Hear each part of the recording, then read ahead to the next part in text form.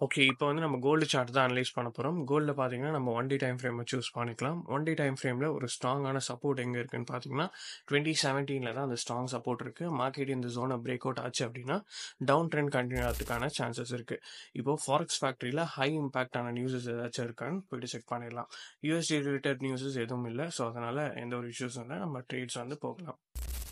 Okay. இப்போ வந்து நம்ம 4 ஹவர் டைம் ஃப்ரேம்க்கு வந்து ஸ்விட்ச் பண்ணிக்கலாம். 4 ஹவர்ல பார்த்தீங்கன்னா, நம்ம 1 டேவோட சப்போர்ட்டே வந்து 4 ஹவருக்கும் யூஸ் பண்ணிக்கலாம். அண்ட் மல்டிபிள் டச்சஸ பேஸ் பண்ணி 2040ல வந்து ஒரு ரெசிஸ்டன்ஸ வந்து ட்ரா பண்ணிக்கலாம். அண்ட் மார்க்கெட் எப்போ இந்த ஜோனை டச் பண்ணிட்டு அங்கேருந்து ஒரு கேண்டில் கன்ஃபர்மேஷன் கிடைச்சு வருதோ, ஸோ அப்போ வந்து நம்ம பை என்ட்ரி போகலாம். ஆர் எல்ஸ் இன்னொரு சினாரியோ மார்க்கெட் இந்த ஜோனை பிரேக் அவுட் பண்ணிட்டு இந்த இடத்துல செல்லுக்கான கேண்டில்ஸ்டிக் கன்ஃபர்மேஷன் வந்துச்சுன்னா, ஸோ இந்த இடத்துல நம்ம செல் என்ட்ரி போகலாம். And next chart GBP USD தான் பார்க்க போகிறோம். 1 டே டைம் ஃப்ரேம்க்கு வந்து நம்ம ஸ்விட்ச் பண்ணிக்கலாம். மார்க்கெட் பார்த்தீங்கன்னா ஒரு கன்சால்டேஷன் ஸ்டேட்டில் தான் வந்து ரன் ஆகிட்டு இருக்கு. ஸோ மார்க்கெட் எப்போ இந்த 2 பாயிண்ட்ஸை பிரேக் அவுட் பண்ணுதோ அப்போ மட்டும் நம்ம என்ட்ரிஸ் போகலாம்.